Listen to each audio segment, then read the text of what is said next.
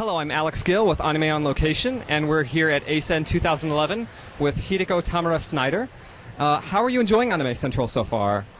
Really enjoying it very much, although this is my first attendance to anime convention. First, can you provide us with a brief description of what kind of sights and sounds, what kind of environment was it like during the Hiroshima bombing?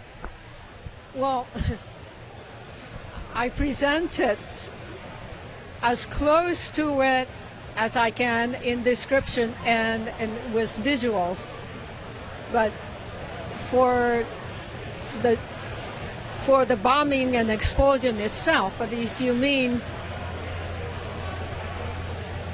what was the environment like and what was it after, there was absolutely no remnants of it left. Yeah, what the universe I lived in was lost in the millionth of a second when the bomb was triggered to blow up. After viewing a lecture of yours, I feel that the feeling that encompasses most appropriately your experience was that the universe you knew was destroyed. How does somebody recover from a trauma of that scale?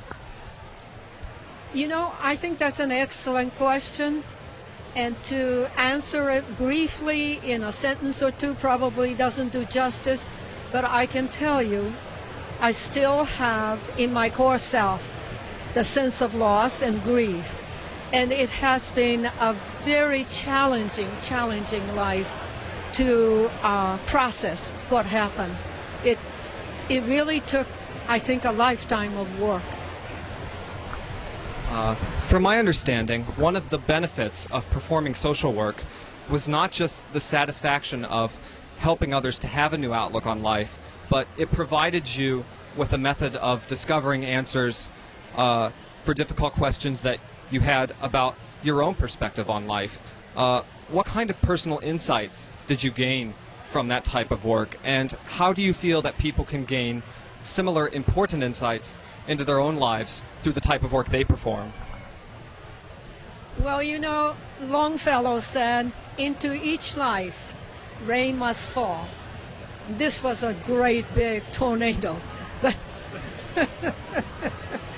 however, it's a very, very long story, I think, because every individual is unique and different. And how we cope with it, I think, has a lot to do with what was passed down to you, what nurturing you received prior to that time, and continue to receive after such a thing. In my situation, I had a very sound nurturing before I lost everything.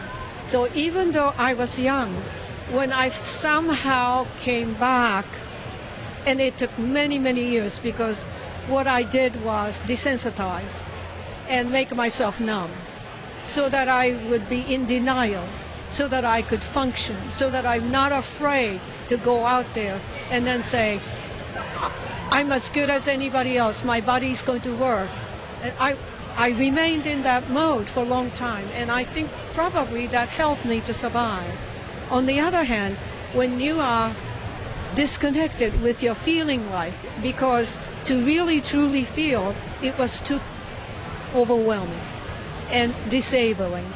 So, you know, you may not feel all the shock of the negative experience and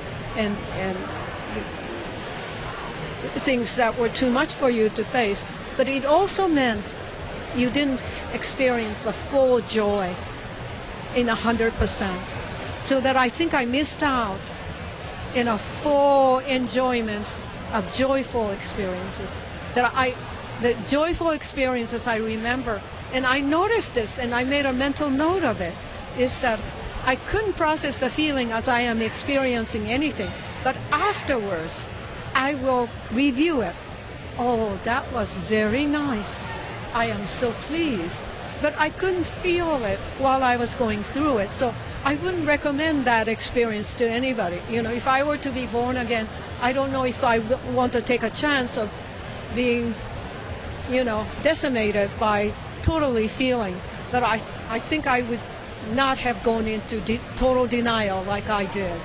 So what I can say is that for many people who may be very different from me, and then the nature of the loss or the trauma may be very different, but altogether there are many experiences that is a global nature like ours was of encounter with death. And when that comes to you, you can't help but being terrified. And then that terror will remain with you. Like I couldn't stand the fire engine sound because that was very much like the sound of an air raid attack and that kind of things. But when the edge of it subsides a little bit, plant your feet in the dread, that which you dread, and look at what is oppressing you and attacking you and stressing you out squarely in the eye. And I believe, having survived this long, that human beings are gifted with a kind of resilience that may be very deeply embedded and not obvious to you at the moment of crisis. But if you do that, it will come responding to your call that I must face this and I must somehow work this out and sit with it with a discomfort. And your resilience will rise, and your feet are intended to go forward 1 foot and this, unless there is a big brown bear about to come up on you, and even then you are taught what to do about that. We have within ourselves the power to survive, to think about it. So don't lose faith in yourself, and that this is a most marvelous, magnificent collection of cells and impulse inside of us, that if you don't cringe and give up altogether, they all come to your aid. One of the most important ideas that you advocate is taking nuclear power and using it to benefit humanity instead of being used for destructive purposes. There are many stories, specifically in the anime and manga, that so many people are celebrating here that do reflect this. How do you believe technology has advanced or will continue to advance to use nuclear energy to improve our lives? Well, excuse me. In the modern history, we've seen attempt by modern man, a rational quest, and many names come to my mind, which open scientific mastery over nature. The Greeks talked about nature, and the later moderns, made a mastery and then started to make different discoveries. And in a very short time, I think we have an amazing array of what you call progress. Yes. And interestingly, many parts of it was life-saving and very humanitarian, worthwhile ventures. But when it was used to perfect how best, fastest, and worst way to exterminate your enemies, I think it went overboard, in an overkill. I think before the World War, we had some sort of a chivalry where the women and children were always left out, and the combatants fought combatant. But with the carpet bombing and, in our modern haste to end the war, these things took a backseat. And there is a sort of like a parody there, in that science has gone beyond our inner nature what I call higher nature can survive, and that the leaders of the countries or the leaders of the science, really I would like them to contemplate on human beings is not just a material collection of cells and or the game of power to control one or the other. But we are nature, a dual nature of higher power that has creation, that has creativity, that has humanism, that has concern for others, that has collaboration. And even the combination of rational mind, like Thomas Hobbes of the 16th century, came up with the civil society social contract. You have got to think about the survival of the whole, not just you acquiring the most, you know. And then I think that requires a little bit of a moral leadership, ethical leadership. And I don't mean sort of like a black and white, thou shalt not, you know, blah, blah, blah, blah, blah. Although Ten Commandments has many, many good things in it, basically. You know, there's many civilizations. I think we have to take hold. Of course, nuclear power is the cleanest and probably the fast way of supplying energy demands, and very convenient. You know, of course, cars are great in getting one place to the other, you know. But these are all man-made things, and come out of that, a man has not been able to take care of all of the possibilities of it turning on you and be harmful to you. No matter how nuclear physicists will guarantee, because I've heard that many times, and look at Fukushima, you know, look at Chernobyl. Well, maybe they weren't as careful as some of the others. Well, look at 3 Mile Island, you know, and there's a disagreement, for instance, between what failed Fukushima, and therefore you should have automatic this device, and that will go reliably well even if electricity failed, you know, all sorts of solutions. But there is no uniform agreement about that. And what man conceived, you have to be very, very thoughtful about what danger it entails. And if there is small percentage, you have to take care of that. Just like in radiation oncology, in which I helped, you know, oncology population. The medical physicists spend hours calculating exactly how much, in what angle, in what area, you know. It was so comforting for me to know that when you use the radiation to extend and save lives, instead of uncontrollably just kill everyone so as to end the war and never mind the consequence, that is totally different from where we're coming from. And today we have a luxury of being able to sit and contemplate about that.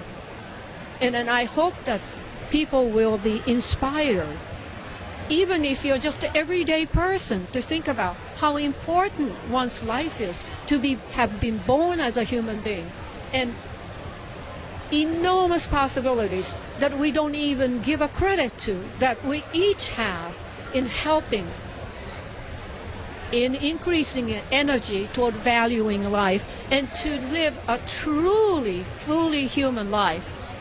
You know why? Because our future depends on it. In contrast, there are accidents that can occur when nuclear technology is used for the best intentions, just like Fukushima and Chernobyl, as we've already discussed. Accidents do happen. What measures do you feel we need to take in order to adequately protect against accidents or misuse of beneficial applications for nuclear power? In essence, I already told you what I thought about it, but in practical sense, I suppose we need a group and organization and commissions that will oversee and try to catch. But you know, sometimes it's like a fox goes into a chicken coop. So you need overseers of the overseers, practically. Yes, and there are many layers of people who are, you know, safeguarding our safety. And in it, I think we should have not just scientists, but the, you know, mixture of people from different fields who are interested in safeguarding civil society and our civilization. Okay. Last year, you were present at the start of the United Nations Review Conference for the Nuclear Non-Proliferation Treaty, along with other survivors of Hiroshima and Nagasaki.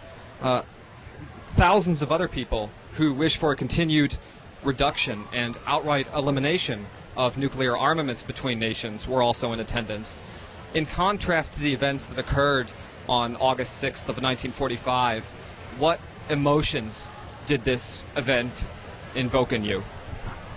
You know, it was a magnificent sight. I said to myself, now I can die. Now you know, what do you call this, baton or baton? Sorry?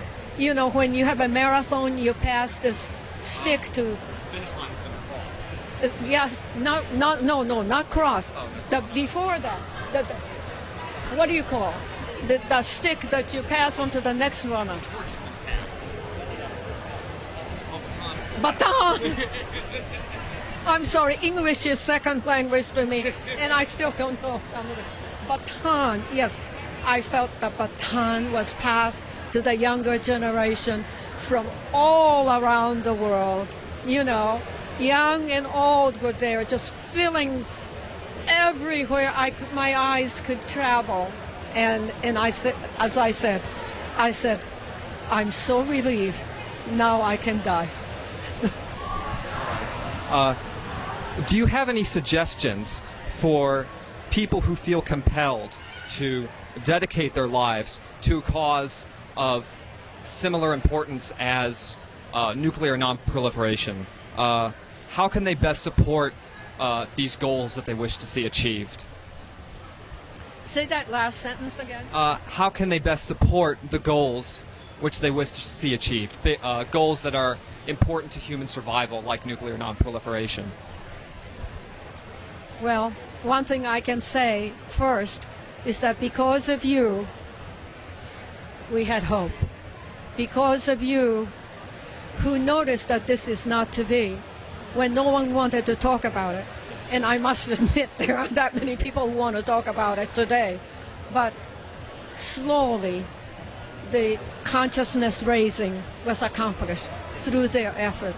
And I know personally that this must have been a very hard, stark, lonesome world, because not very many people just very readily work on that. Only, I think, in recent years, you know, people like Kissinger or historically MacArthur, Eisenhower, they all, you know, wanted to see it reduced and to extinction.